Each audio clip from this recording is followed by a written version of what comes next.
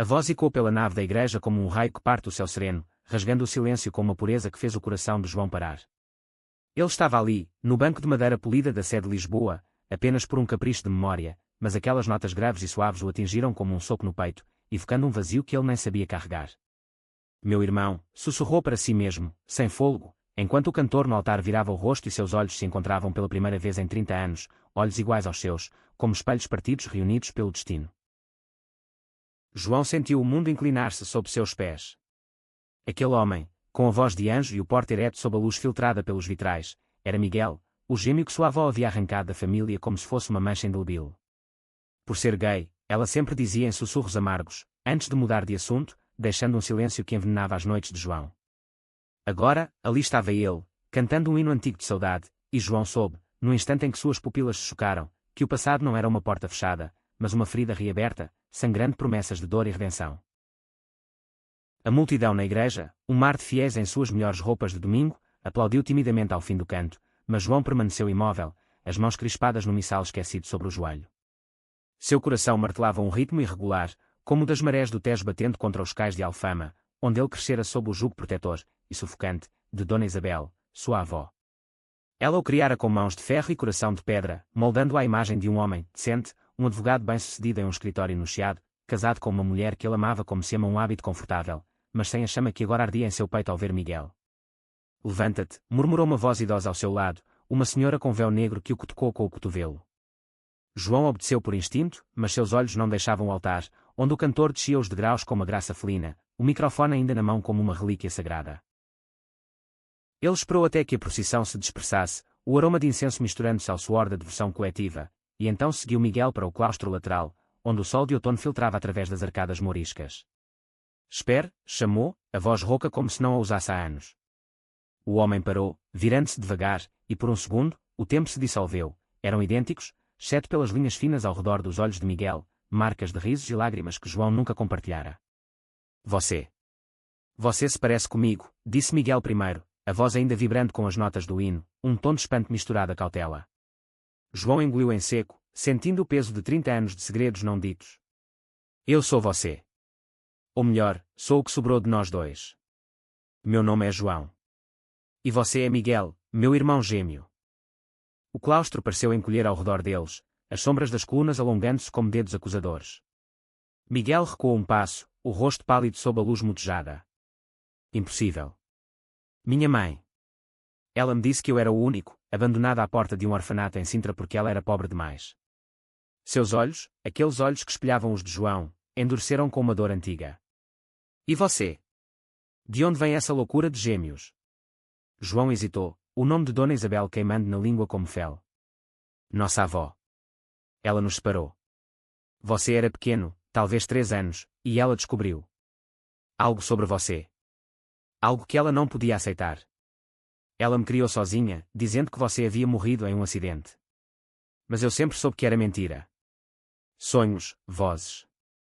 E agora, aqui está você, cantando como se o céu tivesse aberto para nos unir. Miguel riu, um som amargo que ecoou contra as pedras frias. Cantando na igreja. Ironia do destino. Eu sou organista aqui há 10 anos, fugindo de um mundo que me rejeitou por amar quem eu amo. Homens, João. Eu amo homens. É isso que ela não aceitou. Uma criança de 3 anos já sabendo. A pergunta pairou como uma acusação, e João sentiu o chão tremer. Ele próprio, em seus 35 anos, havia enterrado dúvidas profundas sobre camadas de normalidade, o casamento com Ana, a filha deles, os jantares sociais onde ria das piadas sobre desses tipos. Mas ali, frente ao irmão perdido, as muralhas ruíam. Eu não sei o que ela viu em você. Mas eu sei que ela me moldou para odiar o que você representa. E agora? Agora eu vejo que é parte de mim também. Eles conversaram por horas, sentados em um banco de pedra sob um limoeiro centenário, enquanto o sino da seba dalava o meio-dia. Miguel contou sua vida em fragmentos, o orfanato em Sintra, onde aprendera a cantar para afogar a solidão, os primeiros amores furtivos em bares escondidos do bairro alto, beijos roubados sob a chuva de Lisboa, a AIDS que levara seu companheiro de 10 anos, deixando-o com uma voz rouca e um coração em farrapos. Eu canto para os mortos e para os vivos que não me ouvem, disse ele, os olhos fixos no horizonte onde o castelo de São Jorge se erguia como um guardião silencioso. João, por sua vez, desfiou o novelo de sua existência, a avó que o vestira de rigidez, o escritório onde defendia causas alheias à sua alma, o casamento que era uma prisão dourada. Ana é boa, mas eu me sinto um impostor. E você? Você é a chave que eu não sabia que precisava. Quando o sol começou a pender para o ocaso, tingindo o claustro de laranja, Miguel se levantou. Venha amanhã. Há mais para contar. Mas cuidado, irmão, o passado de nossa avó não é só uma história. É uma maldição que ela plantou em nós. João assentiu, o peito apertado por uma mistura de euforia e terror.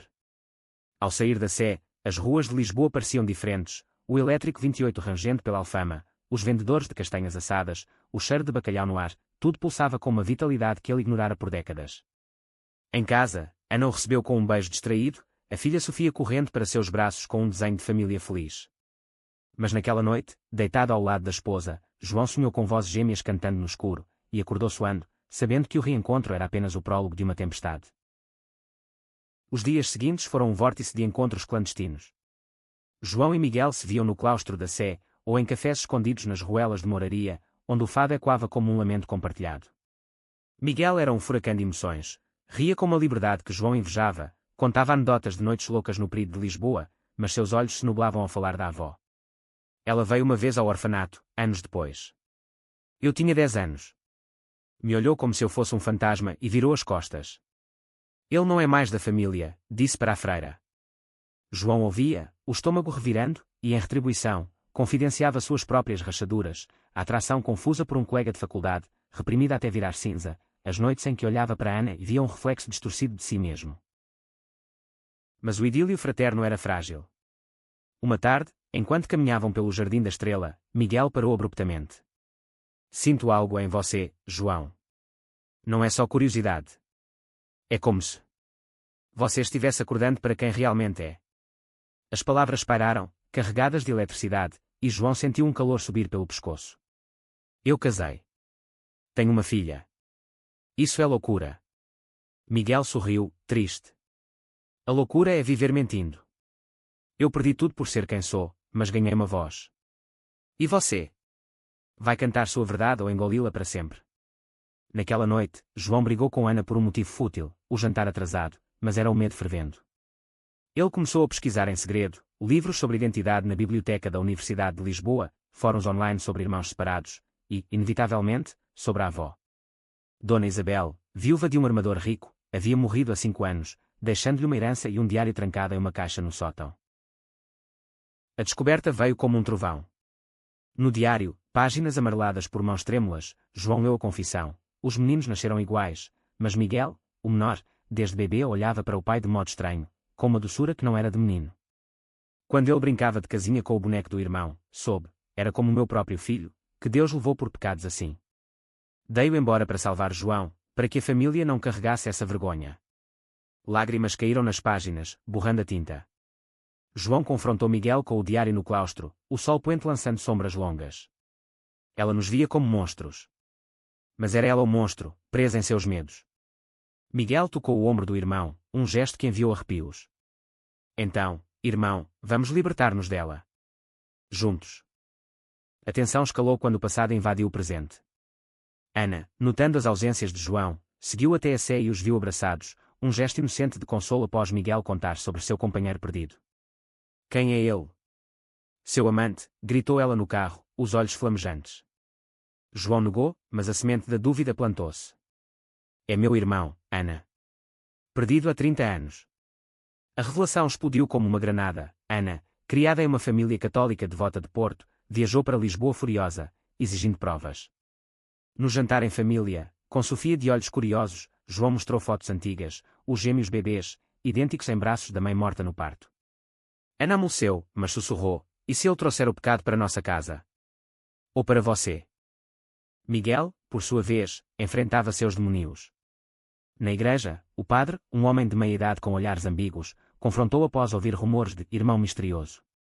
Sua voz é um dom de Deus, mas sua vida. Cuide-se, filho. O mundo ainda julga.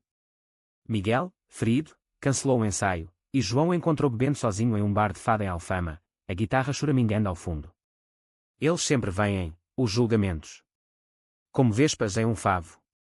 João sentou-se ao lado, pedindo um copo de ginginha, e pela primeira vez, admitiu: eu sinto, Miguel. Sinto o que você sente. Não por você, mas por homens. Por mim. O ar entre eles crepitou, não de incesto, mas de reconhecimento mútuo, uma ponte sobre o abismo da negação. O clímax irrompeu em uma noite de tempestade, quando Dona Isabeles fantasma materializou-se na forma de um primo distante, herdeiro menor da família, que descobriu o diário roubado e ameaçou expor tudo em um jornal de escândalo lisboeta. Vocês dois, aberrações gêmeas, vão arruinar o nome da família, gritou ele por telefone, a voz trovejando sobre o rugido da chuva. João e Miguel se refugiaram na casa de Miguel, um apartamento modesto no bairro Alto, paredes cobertas de partituras e fotos de amores passados. Ali, sob o som da água batendo nas janelas, eles planejaram a contraofensiva, uma entrevista conjunta na rádio local, contando sua história de separação e reunião, transformando a dor em hino de aceitação. Mas o primo atacou primeiro, vazando trechos do diário para um blog conservador, e de repente, Lisboa fervia com fofocas, gêmeos gays separados por avó santa, manchetes que cortavam como navalhas. Ana, dividida entre lealdade e preconceito internalizado, deixou a casa com Sofia por uma semana, murmurando sobre pensar no futuro da criança. João, devastado, procurou refúgio em Miguel, e naquela noite, irmãos de alma, choraram juntos no chão do apartamento, o trovão enquanto suas almas partidas. Eu te perdi uma vez. Não te perco de novo, jurou Miguel, e João, pela primeira vez, cantou com ele, uma melodia improvisada de fado, rouca e verdadeira, sobre saudades que se curam no abraço. Amanhã trouxe uma reviravolta. O padre da Sé, que secretamente era aliado da comunidade LGBTQ+, divulgou uma carta de apoio, revelando-se como mentor de Miguel desde os tempos do orfanato. Deus canta através de vozes como a de vocês, escreveu ele, e a opinião pública balançou, de ódio para curiosidade compassiva. Enquanto a tempestade amainava, João reconquistou Ana não com palavras, mas com ações, levou-a ao PRID, de mãos dadas com Miguel marchando à frente, bandeiras arco-íris tremulando sob o sol de junho. Ela chorou ao ver Sofia, segura nos braços do tio perdido, rindo de um balão colorido. Eu tinha medo do desconhecido, confessou Ana depois, em uma reconciliação tensa mas honesta. Mas o amor. O amor vence os medos. O primo, isolado por sua própria maldade, recuou, e o diário de Dona Isabel tornou-se o cerne de um livro que João escreveu, não de vingança, mas de perdão póstumo, explorando as raízes do preconceito em uma Portugal que mudava devagar, das ditaduras passadas para as uniões civis recentes.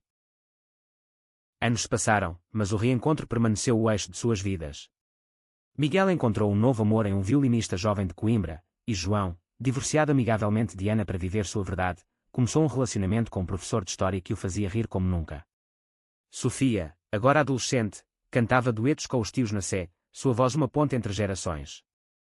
E toda a primavera, sob os azulejos da Alfama, eles se reuniam para um fado privado, brindando a avó não com ódio, mas com piedade, uma mulher presa em sua era, que, no fim, dera a eles o maior presente, a liberdade de se encontrarem. Pois na saudade portuguesa, o amor não é posse, mas reencontro, e naquela igreja de Lisboa, 30 anos depois, duas metades se tornaram um todo, cantando para o céu que, enfim, os ouvia. A calmaria pós-tempestade era ilusória, como o azul enganoso do céu lisboeta antes de outra chuvada. João acordava todas as manhãs com o eco da voz de Miguel na mente, mas agora misturado a um novo temor, o de que o mundo, tendo provado seu sangue, voltasse faminto por mais. O livro que ele publicara, Gêmeos do Silêncio, uma separação em Lisboa, vendera milhares de cópias, transformando-os em símbolos relutantes de uma causa maior. Entrevistas na RTP, debates em cafés intelectuais do Chiado, até um documentário em produção pela SIC Notícias. Vocês são a face da mudança, diziam os jornalistas, mas João via nos olhos deles a fome por drama, não por cura. Miguel, sempre o mais resiliente, navegava as águas com humor ácido. Eles querem lágrimas. Demos-lhes fado, brincava ele durante os ensaios na Sé, onde agora João se juntava como corista voluntário, sua voz inexperiente ganhando força nas harmonias fraternas. Mas em particular, Miguel confessava as noites insones, revivendo não só a rejeição da avó, mas os amores que o preconceito devorara. Lembra do Rafael? Aquele violinista de quem te falei. Ele se suicidou porque a família o deserdou. Eu canto para ele, João. Para todos eles. As palavras cortavam, e João, que outrora fugira de tais verdades, agora as abraçava, sentindo-as como cicatrizes próprias. O conflito reacendeu com a chegada de um envelope anónimo no apartamento de Miguel, no coração do bairro Alto. Dentro, uma foto antiga, os gêmeos aos 2 anos, nus na banheira, rindo com baldes de espuma, mas rabiscada com marcador vermelho, aberrações. Ao lado, uma nota, a avó sabia. Vocês vão pagar. O pavor gelou o sangue de Miguel, que ligou para João imediatamente, a voz tremendo pela primeira vez desde o reencontro. É ele. O primo. Ou alguém que ele instigou. Eles não param. João correu pelas ruas íngremes, o elétrico 28 deixando-o a meio caminho, e encontrou o irmão encolhido no sofá, cercado de partituras amassadas. Não vamos fugir, disse João, puxando-o para um abraço que cheirava a tabaco e medo. Vamos enfrentá-los. Com a verdade. A investigação revelou mais do que esperavam. O primo, Manuel, um corretor de imóveis falido em Cascais, havia-se aliado a um grupo conservador online, família tradicional portuguesa, que pregava contra as agendas gay, em escolas e mídia. Ele usava o escândalo familiar para angariar doações, distorcendo o diário de Dona Isabel em panfletos que circulavam em paróquias do país. Veja, mostrou João a Miguel, rolando o feed de um site obscuro no laptop. Eles nos pintam como vítimas fabricadas, dizendo que a avó era santa perseguida por sodomitas. Miguel fechou os olhos, o rosto uma máscara de exaustão. E se eles estiverem certos? E se nossa existência for mesmo uma maldição? João negou com veemência, beijando a testa do irmão, um gesto puro de afeto, mas carregado de intensidade emocional. Não. Somos a bênção que ela negou. E vamos prová-lo. Enquanto isso, a vida pessoal de João entrelaçava-se ao caos. Seu novo companheiro, Eduardo, o professor de história com barba grisalha e riso contagiante, tornara-se pilar de apoio. Eles se conheceram em uma palestra sobre a Revolução dos Cravos, onde João falara sobre liberdades reprimidas. Você fala como quem viveu a ditadura na pele, dissera Eduardo depois, e o flerte nascerá ali, tímido mas inevitável. Agora, encaminhadas pelo Parque Eduardo VII, com o aqueduto das águas livres ao fundo, Eduardo ouvia as angústias de João. O medo é herança dela, mas o amor é escolha sua. No entanto, o relacionamento testava limites. Eduardo, abertamente gay há 20 anos, pressionava por visibilidade, vamos ao orgulho juntos, como família, mas João hesitava, assombrado pela custódia compartilhada de Sofia, que Ana permitira com relutância crescente. Um passo em falso veio durante uma missa especial na Sé, dedicada à reconciliação LGBTQ+, uma raridade em Portugal, orquestrada pelo padre aliado. Miguel cantava o solo, sua voz elevando-se como uma prece profana, quando Manuel irrompeu pela porta lateral, seguido de meia dúzia de manifestantes com cartazes: Deus não ama o pecado. Gritos ecoaram: saia da casa de Deus, e um ovo voou, atingindo o ombro de Miguel. O caos explodiu, fiéis se dividiram, alguns protegendo o cantor, outros murmurando orações de repulsa. João pulou do coro, derrubando o manifestante, e arrastou o irmão para os bastidores, o coração disparado. Eles nos caçam como animais, ofegou Miguel, limpando o ovo com uma toalha. O padre, furioso, chamou a polícia, mas o dano estava feito. Vídeos viralizaram no Twitter, transformando a missa em escândalo nacional. A mídia invadiu suas vidas como uma maré alta. Repórteres acampavam na porta do apartamento de João, em Belém, perto do Mosteiro dos Jerónimos, e Ana ligou histérica: Sofia ouviu na escola. As crianças zombam dela por causa de você. João correu para o Porto, onde Ana vivia agora com um novo parceiro, e encontrou a ex-mulher em prantos, Sofia desenhando anjos com asas quebradas. Eu te perdoei o divórcio, mas isso. Isso é guerra, disse Ana. A reconciliação veio devagar, mediada por terapia familiar em uma clínica discreta de Lisboa, onde um psicólogo explorava as raízes do preconceito. A avó plantou sementes, mas vocês podem colher frutos diferentes. Sofia, com sua inocência cortante, perguntou: por que as pessoas odeiam o amor do tio Miguel? E João, pela primeira vez, explicou sem filtros, vendo nos olhos da filha um futuro sem sombras. Miguel, enquanto isso, mergulhava em uma crise criativa. Sua voz, outrora inabalável, falhava nos ensaios, estrangulada pelo trauma. Eu canto para curar, mas e se a cura for ilusão? Confessou a João durante uma noite de insomnia, sentados na varanda com vistas para o Tejo, garrafas de vinho do Douro entre eles. João, tocado pela vulnerabilidade, compartilhou sua própria dúvida: Eduardo quer que eu saia do armário publicamente. Mas e se eu perder tudo de novo? O amanhecer os encontrou traçando um plano ousado, um concerto beneficente na Sé, convidando o primo para um confronto ao vivo, não de ódio, mas de diálogo. Vamos dar a ele a chance que a avó nos negou, propôs Miguel, e João, sentindo o laço fraterno como âncora, concordou. Os preparativos foram febris. João coordenava com Eduardo, cuja expertise histórica adicionava camadas: usa a narrativa da pátria, Portugal, terra de descobrimentos, deve descobrir a si mesmo. Miguel compunha uma suíte nova, Saudade Gêmea, letras sobre separação e união que faziam chorar os coristas nos testes. Ana, surpreendendo a todos, ofereceu ajuda logística, trazendo Sofia para os ensaios, onde a menina batia palmas com entusiasmo infantil. Mas o clímax se aproximava com sombras. Manuel aceitou o convite, mas rumores de uma emboscada circulavam em grupos do WhatsApp radicais. Eles vêm armados de palavras, mas palavras matam, alertou o padre. Na véspera do concerto, uma reviravolta pessoal abalou João.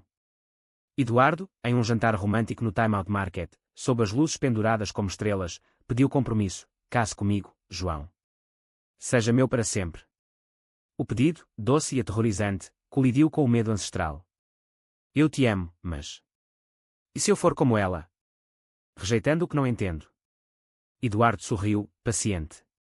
Você já rejeitou. Agora, escolhe aceitar. Naquela noite, João escreveu uma carta para Miguel, confessando tudo, e o irmão respondeu com uma ligação: a família que ela destruiu, nós reconstruímos. Cante isso amanhã. O dia do concerto amanheceu claro, o ar de Lisboa carregado de expectativa. A céu lotada, câmaras da RTP transmitindo ao vivo, e no centro do altar, os gêmeos de mãos dadas. Manuel sentou-se na primeira fila, rosto impassível. Quando Miguel começou a cantar, a voz pura cortando o ar como uma lâmina de luz, o silêncio caiu.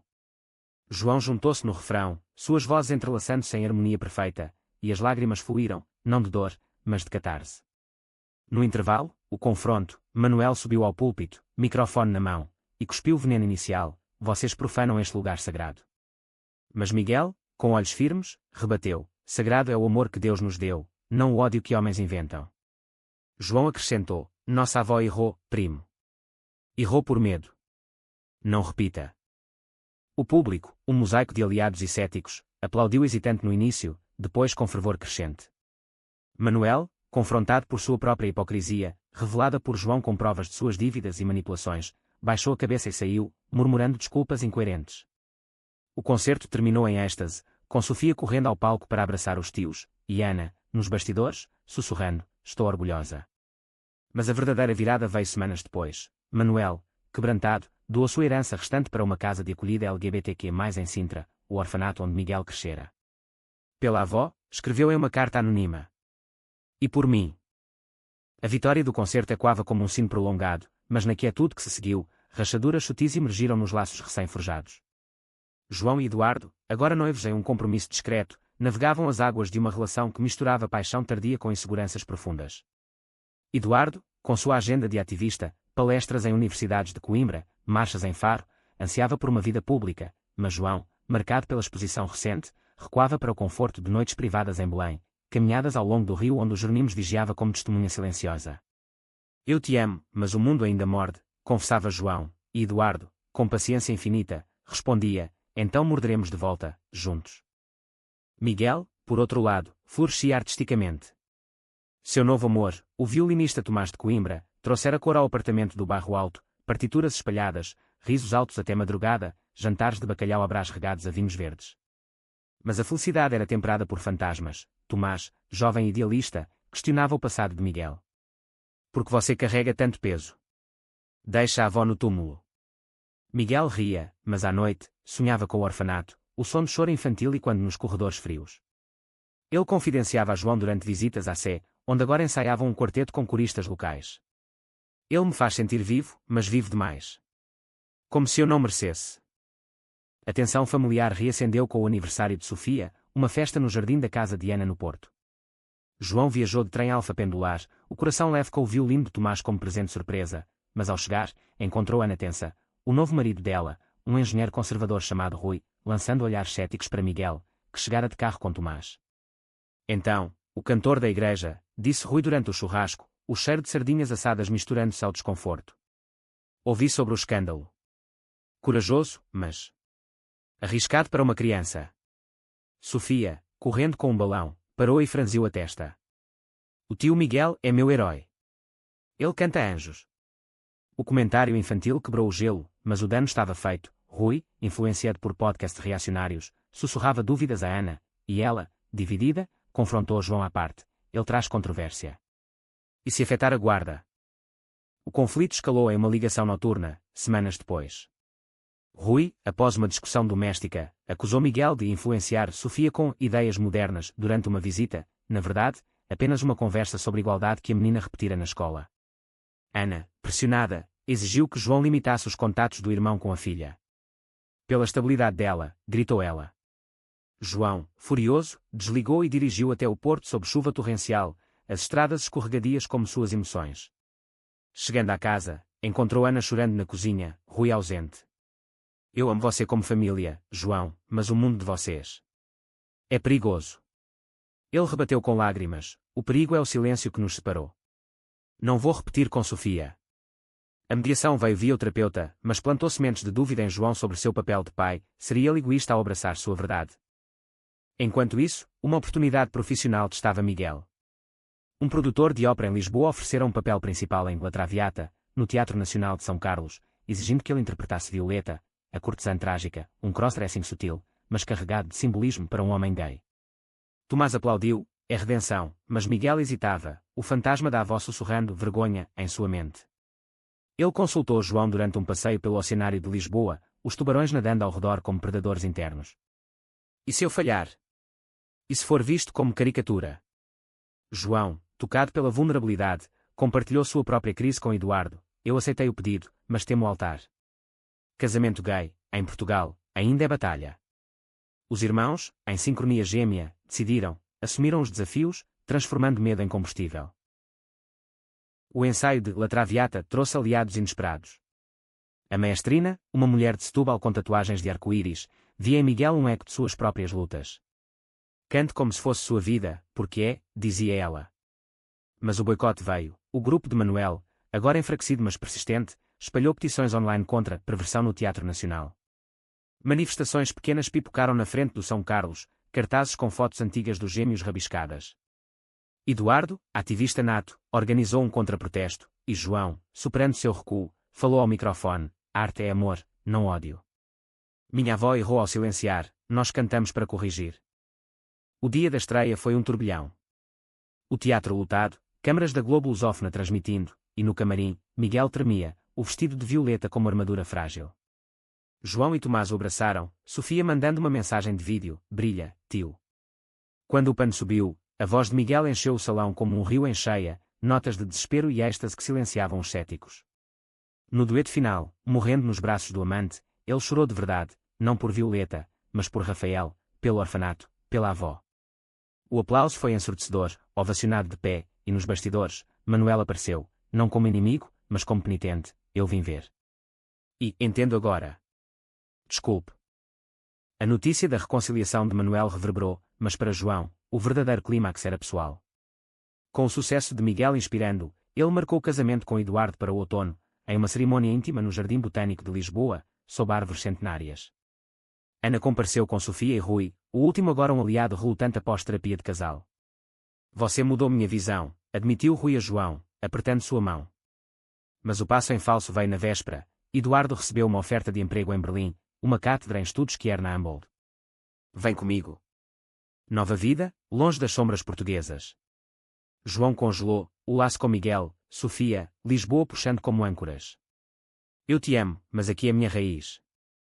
A noite da crise, João procurou Miguel no Bairro Alto, onde o irmão celebrava o fim da ópera com Tomás em um bar de fado. A música chorava, amor em tempos de ódio, e João, após o terceiro copo de aguardente, desabafou: ele quer ir. E eu?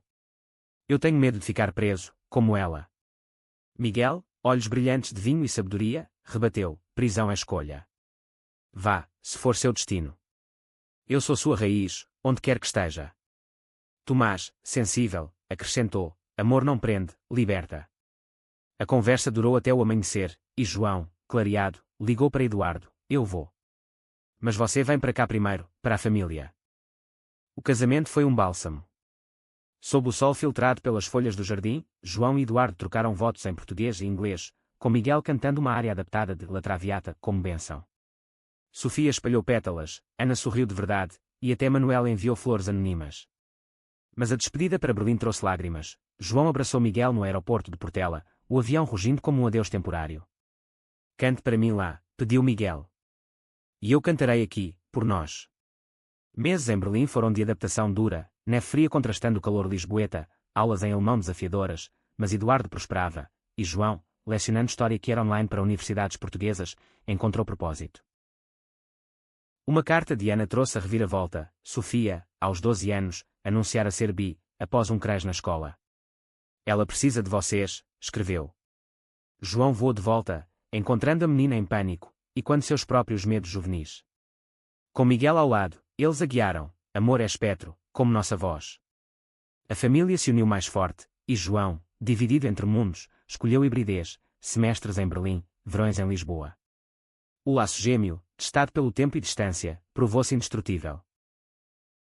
O equilíbrio transatlântico de João era uma dança delicada, passos entre o frio cortante de Berlim e o abraço úmido de Lisboa, mas o verdadeiro teste veio com a saúde de Miguel. 2 anos após o casamento, uma tosse persistente que o irmão atribuía a noites de fado demais revelou-se mais sombria, um nódulo no pulmão, resquício de anos fumando para afogar dores. Ironia, riu Miguel ao telefone, voz fraca mas desafiadora. O cantor que sobreviveu à AIDS perde a voz para isso. João largou tudo, aulas canceladas, Eduardo compreensivo, e voou para casa, encontrando o irmão no hospital de Santa Maria, pálido contra lençóis brancos, Tomás ao lado como sentinela. Os médicos foram cautelosos. Quimioterapia, radiação, um prognóstico de 60% de remissão se pego cedo. Mas para Miguel, era uma batalha espiritual. Eu cantei para os mortos, agora, canto para viver, disse ele, recusando-se a parar os ensaios na Sé, mesmo com a voz rouca como cascalho. João instalou-se no apartamento do Bairro Alto, cuidando com Tomás em turnos exaustivos, sopas de caldo verde, leituras de poesia de Pessoa para distrair da náusea. Sofia, agora adolescente rebelde, visitava fins de semana, trazendo playlists de Billie Eilish misturadas a fado moderno. Você vai vencer, tio. Como nos filmes. Mas nas noites quietas, quando a morfina aliviava a dor, Miguel confessava medos profundos, e se eu for como ela? Deixando um vazio para quem fica. A família se mobilizou. Ana e Rui, transformados pelo tempo, organizaram uma vaquinha online para tratamentos experimentais, surpreendendo a todos com mensagens de apoio de ex-manifestantes. Eduardo, de Berlim, voava mensalmente, trazendo livros sobre a resiliência que era, histórias de Stonewall ativismo português. Mas o conflito irrompeu quando Manuel reapareceu, não como vilão, mas como doador anônimo que se revelou. Eu financiava o ódio para esquecer o meu, explicou ele em uma visita ao hospital, rosto envelhecido por culpa. Agora, pago a dívida com a avó. Deixem-me ajudar. Miguel, fraco mas magnânimo, perdoou, cante conosco, primo. É o melhor remédio. Manuel, inábil mas sincero, juntou-se ao cor da Sé, sua voz grave um contraponto à de Miguel. O tratamento era brutal, dias de vomito, noites de delírio onde Miguel revivia o orfanato, chamando por uma mãe que nunca conhecera. João, exausto, brigava com Eduardo por telefone, você está longe demais. Isso é solidão duplicada.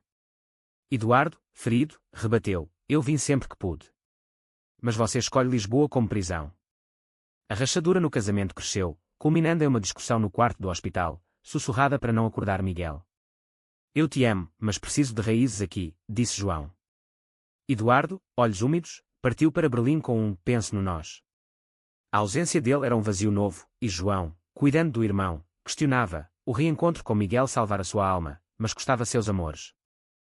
Uma reviravolta veio com um convite inesperado. O Papa, em visita a Portugal para o jubileu, solicitara uma missa especial na Sé, com coristas locais incluindo Miguel. Um milagre, sussurrou o padre, e Miguel, contra conselhos médicos, insistiu em cantar. Os ensaios foram atos de fé, voz falhando, mas alma flamejante. João, como suporte, harmonizava, e Sofia, agora com 14 anos, juntou-se como soprano iniciante. O dia da missa, com o Vaticano transmitindo ao vivo, foi épico. O Papa, em homilia sobre misericórdia, citou irmãos separados pela dor humana, reunidos pela graça. Quando Miguel subiu ao altar, infusão no braço escondida sob a batina, sua voz, enfraquecida mas pura, elevou o hino, o Bicaritas, e o mundo parou. Lágrimas no rosto do Papa, aplausos que abalaram os vitrais. O impacto foi global. Doações fluíram para pesquisa de câncer, e Miguel tornou-se emblema da resiliência, entrevistas na BBC, capas de revistas como A Visão. Mas o custo pessoal era alto, uma infecção pós-missa o levou de volta ao hospital, e João, ao lado da cama, confrontou seu próprio esgotamento.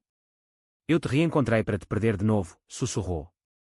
Miguel, sorrindo fraco, apertou sua mão, não perda. Legado. Cuide de Sofia, case de novo, viva.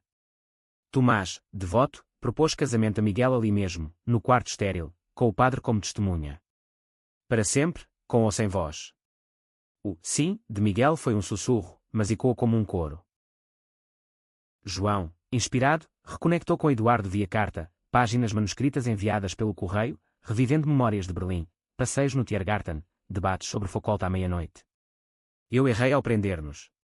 Venha para o casamento de Miguel. E para o nosso, se quiser. Eduardo chegou dias depois, barba mais grisalha, mas olhos brilhantes. O casamento duplo, Miguel e Tomás na Capela da Sé, João e Eduardo no Jardim Botânico, foi uma celebração de uniões múltiplas, com Sofia como dama de honra, Ana e Rui brindando com Porto. Manuel cantou um solo desajeitado, arrancando risos afetuosos. A remissão de Miguel veio devagar, mas veio, exames limpos após um ano de batalhas. Ele voltou aos palcos, voz mais grave mas rica em matizes, compondo uma ópera sobre gêmeos perdidos. João e Eduardo dividiam tempo entre Berlim e Lisboa, adotando um cachorro chamado Saudade para Sofia nas visitas. O laço fraterno, forjado no fogo da doença, tornou-se inquebrável, chamadas semanais, viagens anuais a Sintra, onde plantaram uma árvore no orfanato em memória da mãe desconhecida. Mas o passado sussurrava uma última surpresa. Em uma caixa esquecida no sótão da velha casa da avó, João encontrou cartas, da mãe deles, escrita antes do parto fatal, profetizando 2 sóis que iluminarão o mundo, apesar das nuvens. E uma nota final de Dona Isabel, rabiscada em leito de morte: perdoem-me. Eu amava, mas temia. Lágrimas caíram, e João compartilhou com Miguel em uma noite de estrelas no castelo de São Jorge. Ela nos deu vida. Nós demos sentido. O horizonte de Lisboa brilhava, e os gêmeos, abraçados, souberam que o ciclo se fechara, não em ódio, mas em canção eterna. A paz conquistada era frágil como o azulejo rachado, e o destino, caprichoso como o fado, testou-os novamente com uma herança inesperada. Anos após a remissão de Miguel, uma advogada de Faro contatou João. Dona Isabel deixara um codicilo secreto em testamento, revelado só após a morte de Manuel, terra em Algarve, uma quinta isolada perto de Lagos, com vinhedos e uma capela particular. Para os netos, lia o documento, para que curem o que eu quebrei. A notícia chegou por e-mail enquanto João lecionava em Berlim, e ele sentiu um frio na espinha. A avó, mesmo no além, manipulava fios. Miguel, agora casado e dirigindo um coral LGBTQ+, na Sé, reagiu com ceticismo. Uma armadilha póstuma. Ela quer nos forçar a perdoar em suas terras. Mas Tomás, prático, insistiu em visitar, pode ser redenção financeira. E Sofia adoraria uma casa de férias. Eles foram em família: João, Eduardo, Miguel, Tomás, Ana, Rui e a agora jovem Sofia, de 18 anos, cursando música em Lisboa. A viagem de trem para sul foi leve, risos sobre memórias, mas ao chegarem à quinta, o ar salgado do Atlântico misturou-se a um silêncio opressivo. A casa, com paredes caiadas e janelas de arco mourisco, cheirava a poeira e segredos. A capela, com altar de mármore, ecoava passos como julgamentos. Explorando, encontraram o diário expandido de Dona Isabel, volumes escondidos em um alçapão sob o piso da capela. Páginas revelavam não só preconceito, mas amor distorcido. Eu os separei para proteger João do mundo que matou meu filho, homossexual, linchado em ditadura. Melhor um só salvo que 2 perdidos. As palavras chocaram, reescrevendo a narrativa. Ela agia por trauma, não maldade pura, murmurou João, passando páginas para Miguel, cujos olhos se arregalaram. Meu pai. Assassinado por ser gay. Isso explica tudo. Lágrimas coletivas fluíram, e Sofia, tocando o piano empoeirado da sala, improvisou uma melodia melancólica que uniu o grupo. O conflito surgiu com a decisão sobre a propriedade. Ana, prática, via potencial turístico, reforme para retiros Quier, honra a memória dela de forma positiva. Rui concordava, mas Miguel resistia: é sangue envenenado. Venda e dou. João, dividido, consultou Eduardo durante uma caminhada pelas falésias de Lagos, ondas batendo como corações partidos. É herança ou maldição? Eduardo, sábio, respondeu: ambos. Transforme. A tensão explodiu em um jantar na quinta, vinho do Douro fluindo, vozes elevando-se. Você sempre foge do passado, acusou João a Miguel. E você o romantiza, rebateu o irmão. Sofia interveio, voz firme: parem. Essa casa é nossa agora. Vamos cantá-la viva. Inspirados, planejaram um festival anual, Saudade e Renascimento, com coros, fado Quier e palestras sobre história LGBTQ+ portuguesa. Miguel dirigiria a música, João as narrativas, Tomás a logística. Mas o primeiro evento trouxe drama. Um grupo conservador local, remanescente dos velhos aliados de Manuel, protestou na entrada, cartazes e quando terra sagrada, não profanada. A mídia regional cobriu, e Sofia, Como embaixadora jovem, enfrentou um repórter: minha bisavó errou, mas nós corrigimos com amor. Sua coragem viralizou, atraindo celebridades, Caetano Veloso de visita, cantando duetos com Miguel. Pessoalmente, João e Eduardo enfrentavam sua própria prova. Com Sofia para a universidade, Berlim parecia vazia, e João propôs: mude para Lisboa permanente. Aqui está o coração. Eduardo hesitou: carreira estável, amigos, mas uma oferta de cátedra na nova Universidade de Lisboa selou o sim. O casamento de renovação, na Capela da Quinta, foi íntimo, votos sob vitrais restaurados, com ecos do diário da avó como testemunha silenciosa. Mas durante a cerimônia, Miguel desmaiou, estresse acumulado reacendendo sintomas antigos. No hospital de Faro, exames mostraram metástase sutil, e o mundo parou novamente. A família cercou Miguel, Tomás ao lado inabalável. Não de novo, gemeu João, segurando a mão do irmão.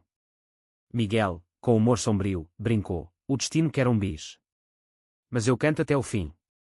O tratamento foi agressivo, imunoterapia experimental, financiada pelo festival, e o grupo transformou a Quinta em base de apoio, Ana cozinhando refeições nutritivas, Sofia tocando violino para acalmar, Rui consertando o telhado como metáfora de reparo.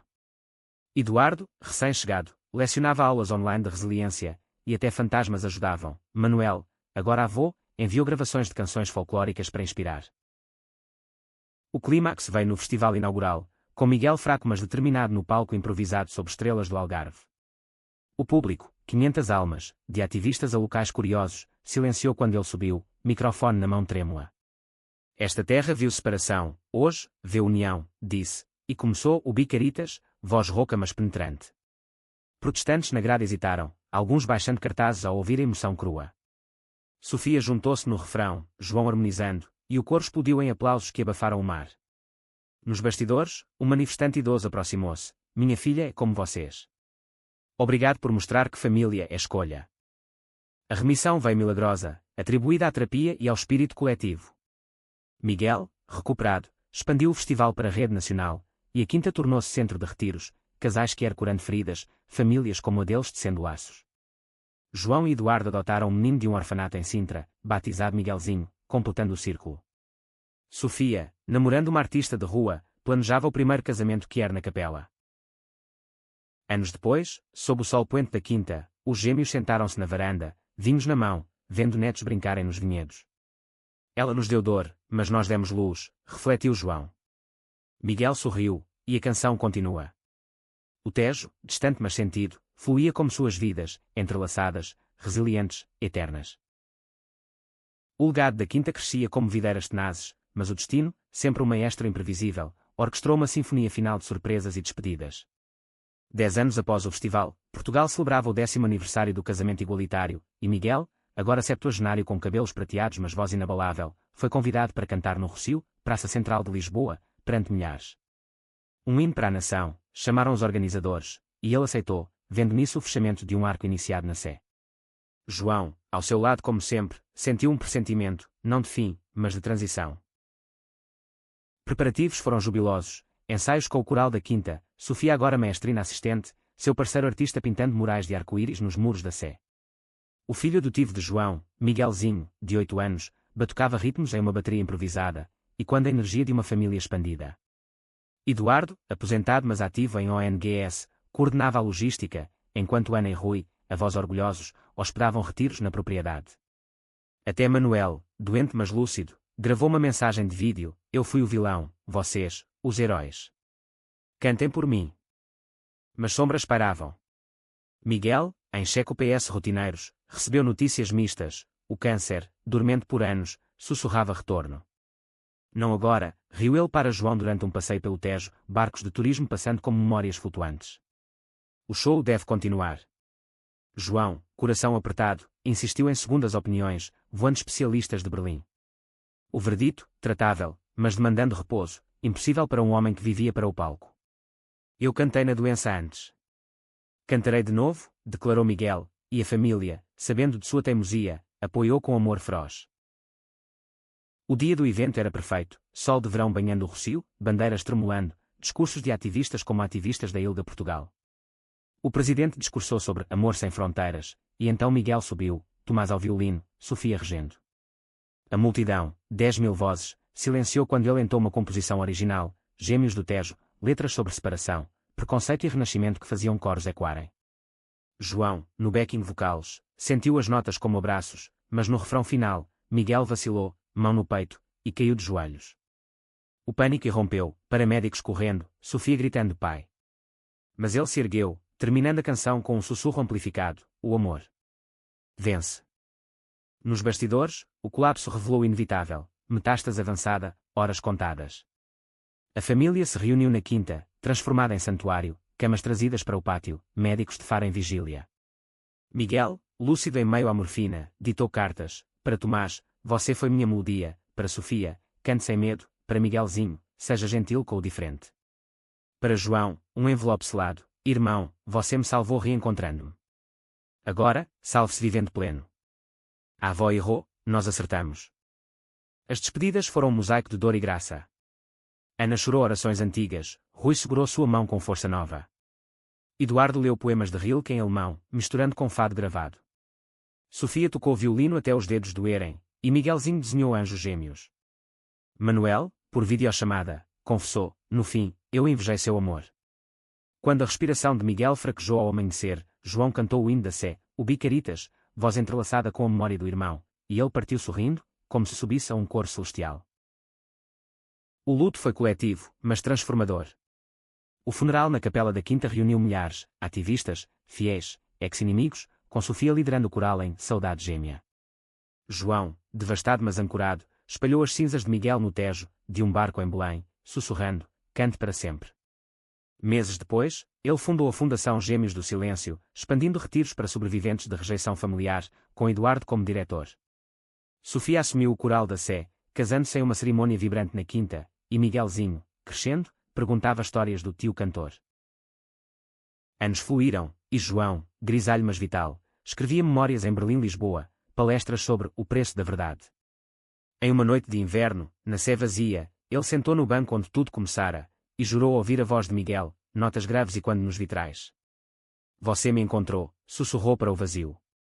E o silêncio respondeu com paz: o ciclo da avó quebrara, substituído por um legado de canções, amores e laços que o tempo não desfaz.